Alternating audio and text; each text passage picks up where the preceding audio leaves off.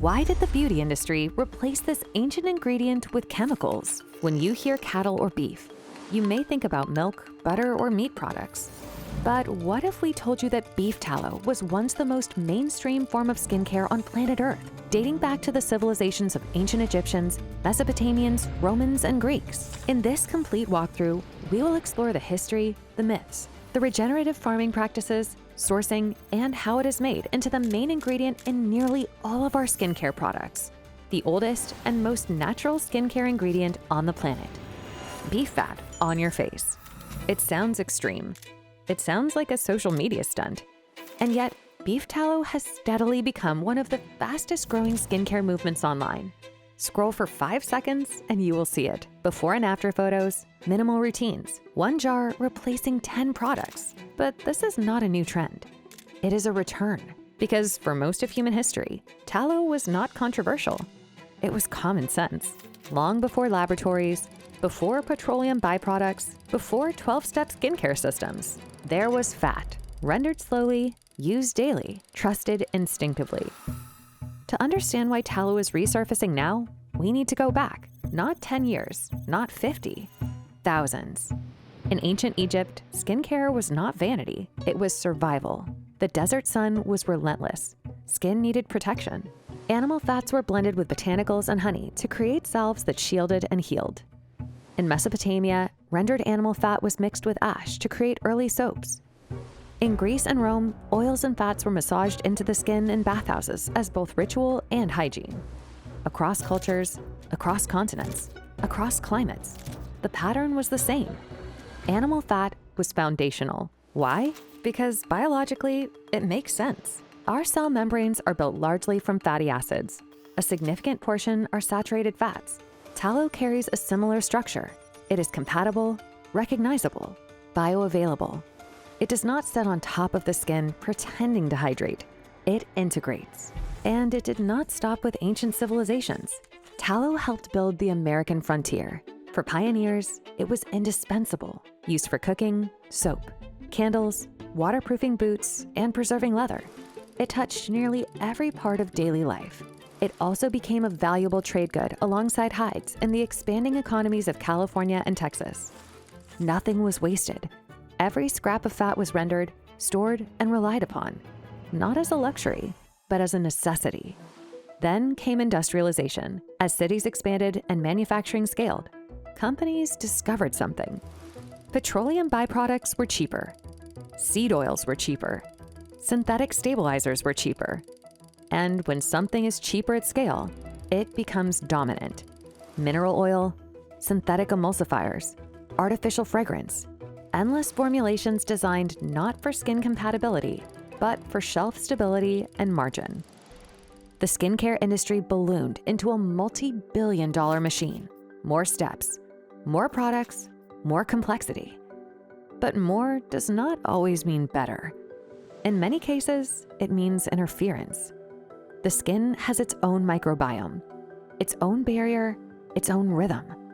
And layering product after product can disrupt that balance. Now the pendulum is swinging back, not because it is edgy, not because it is viral, but because people are tired.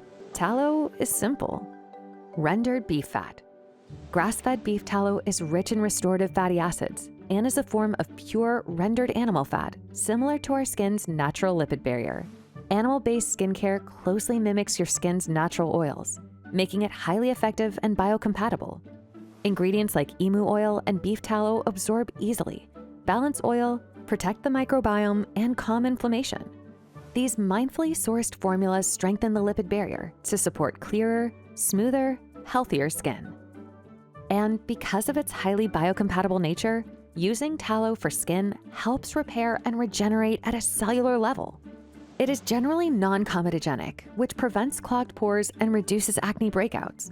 Tallow also restores moisture, helps protect against premature aging, soothes inflammation, and boosts collagen plus elastane production. But here's the key. Not all tallow is equal.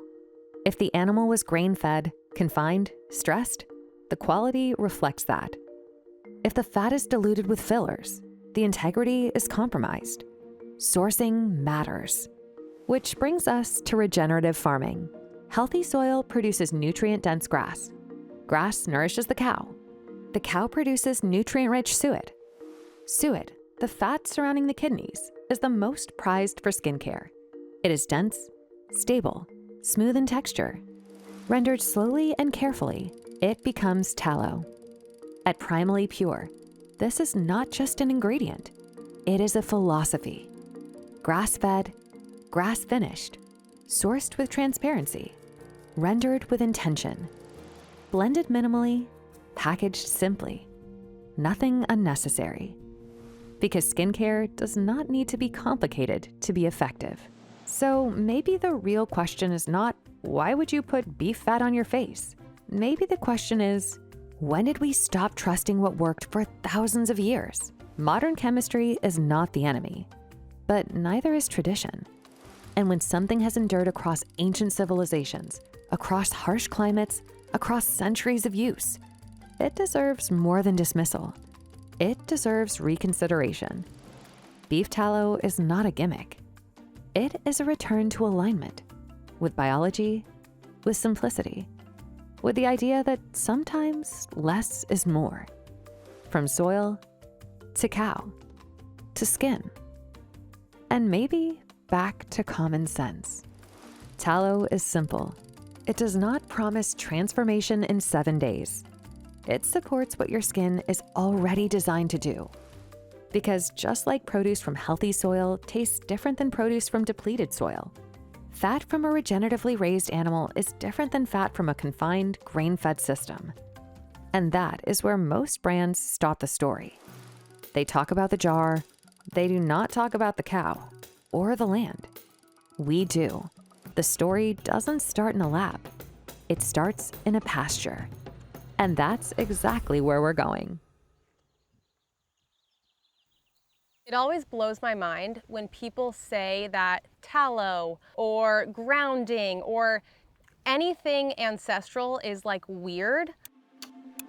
What people are doing now is weird. These ancestral practices are what people have done up until about the last century. People may look at my life and think that I'm weird. I could not disagree more. I think everyone else is weird, and I think I'm normal.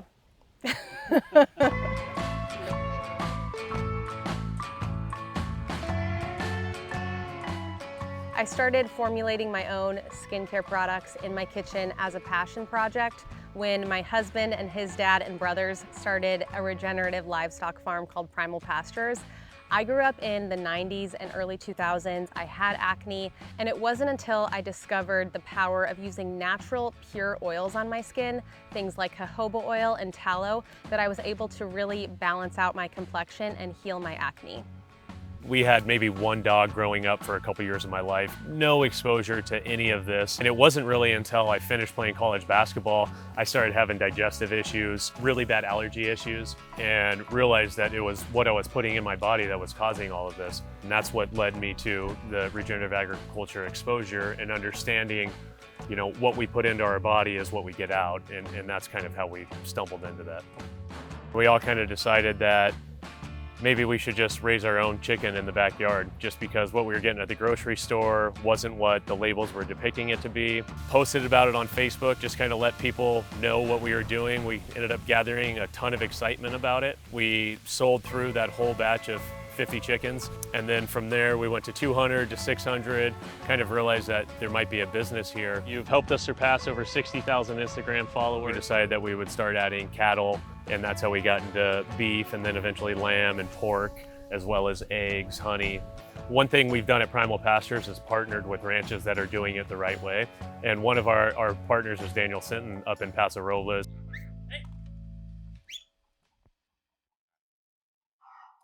Hey, wait. No, no.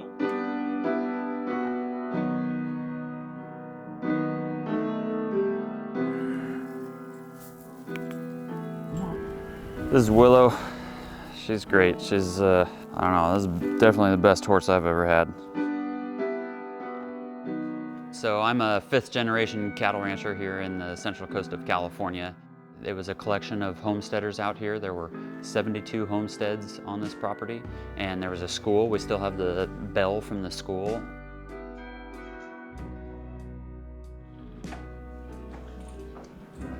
Came over, this is Bernard Sinsheimer, who was my great-great-grandfather, so generation 1. Class of 1908 from Stanford. I think you just had to show up and register. I think maybe $5, I don't know. Eventually it was just, you know, this is a very difficult environment to live in and as a homesteader, and so they eventually couldn't make it, and my great-great-grandfather loved this valley and bought all of those homesteads up over a course of time. So check out this cow patty. It's like fully broken down. I mean, that dung beetle's already out of there. We're always kind of checking cow patties. It's a good temperature check of the health of the animal and health of the land. And the dung beetle and the return this year after 10 years of us not using a wormer was such a wonderful hat tip from nature, being like, okay, you're on the right pathway. I don't know, that means a lot to me, to know that we're not trying to control nature, we're now working within it. I don't know, I'm just really excited that those dung beetles are coming back in such full force now. You know, we have a long history here on the ranch of each generation passing down information and how we've done it before, but what's wonderful about our family is each generation gets their own opportunity to try and do something different, and taking hold of the regenerative movement and putting it into application has been a really huge piece of what we do. Come on, Mama. One of the cornerstones of that movement obviously is no pesticides and moving cattle frequently, and one of those things is how we move cattle. We do it in a very quiet, less stressful way. Come on, cow. A very high-stressed animal is a sick animal. So, you know, whether that's translated into the beef or into the tallow, all of that makes a big difference, and that starts with how we do it here on the ranch.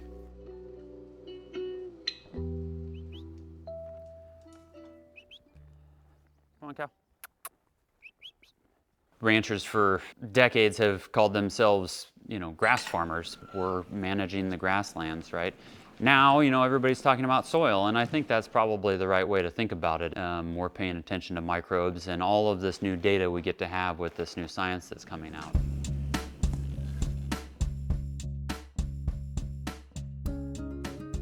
So, you know, conventional and regenerative are pretty far out on the spectrum from each other. The major difference between conventional beef and regenerative beef is how they're raised. The start of a cow's life are essentially all out on pasture, eating grass, roaming freely. That's their natural environment. That's what a cow has to do to survive. It's the last 90 days of a cow's life that really changes how a majority of beef in the US is raised. So you have a cow that's raised up to a year and a half, 2 years out on pasture, and then 99.9% of that is shipped off to a feedlot. And so conventional beef is then supplemented with huge amounts of GMO corn and soy, and they're fattened up. They're not allowed to move. They're sitting in these CAFOs, these feedlots, with manure up to their waist, just filthy, disgusting environments for them to be. And that really helps fatten up a cow, and it's extremely cheap. You want to know that where your beef is coming from has been outside in its natural environment, where it's been able to express the cowness of the cow. One of our core beliefs here at Avenel's Ranch is to be able to honor the animal, and a big piece of that is utilizing stuff that doesn't normally get utilized, and we're utilizing nose to tail all the way through the animal. And we kind of thought that we had all of those pieces put together, and then, you know, when I was first approached by Primally Pure to be able to help with their tallow line, I thought, gosh, now we've actually completed the entire process.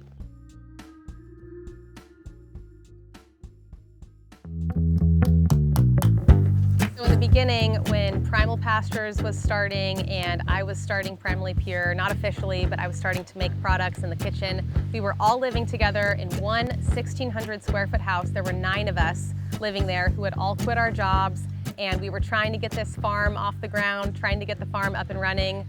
I was rendering tallow in the kitchen and cooking deodorants in the kitchen. It was very chaotic. It was It was wild. When you render beef fat, it smells terrible. And so when we started Primal Pastures, Bethany would be burning down beef fat on the stove and the whole house would just smell. And so I had no idea about any sort of beef tallow products or using that. This was fringe at the time to us. And I was like, Bethany, what are you doing? Like, this stuff smells terrible when you're rendering it. And then all of a sudden she starts giving us tubes of deodorant and lip balm and you're like, oh my gosh, this stuff's incredible. It was a very lengthy process for me to do as one individual, and now it's been really cool as Primal Pastures has expanded their tallow operation to bring it back full circle and use Primal Pastures tallow at a much larger scale.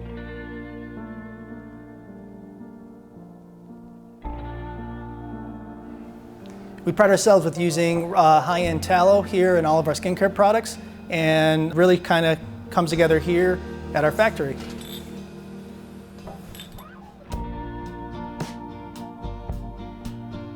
So from a high level, the whole life cycle of tallow at Primally Pure, we start with suet that we'll get from Primal Pastures. It comes frozen to us. The first step is we take it and we want to grind it up to make it usable to be rendered. People are always asking, what actually is tallow? And it comes from the suet of the cow. So it's the fat right next to the kidney on the cow. This is the most pure fat on the cow. Most companies that render a bunch of tallow, they throw all the fats in and then they have to throw deodorizers in. Because we're using the clean suet, you don't have to do that, and our tallow is just beef suet rendered down. After rendering, we filter it through a couple different stage filters here, and we put it into buckets. From the buckets, we put it into either a freezer or a cooler. That's what really sets up our tallow to be nice and firm. This is our finished tallow after going through our full rendering process at Primally Pure. The next step is to take this tallow and to use it in finished product over in our production area.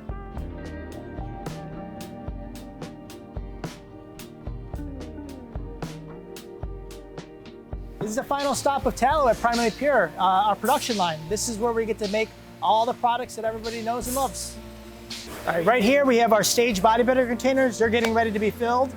We've taken the tallow that we've rendered and we've combined it with other ingredients to get our final product. So we're filling body butter here. We're doing some mixing and blending process to get it ready to be filled. And right over here, another product that we use our tallow in is our baby balm. So this is staged and getting ready to fill momentarily. There's the greenwashing that's been done with beef tallow, as it's been done in every industry. So it's super important to know where your source is and how they're raising it and that they're doing it the right way. Oftentimes we have a choice to make here as cattlemen. You know, you can go the conventional route or you can go the regenerative route, and it just feels so much better to have our cattle going into this regenerative side of things, because a pathway like Primally Pure is straight to the consumer, straight path from the ranch, and you know, that's better for the cattle and it's better for the end people. Yeah, it definitely feels like there's a lot of purpose in it. This is not what I ever would have thought that I would be doing with my life. I didn't even know if people would want tallow in their skincare products. I was hesitant to even include it. I just wasn't sure if people would get it or not. But really the solutions are very simple and often they're right in front of our faces. What I really want to do is just continue to bring people back to the basics.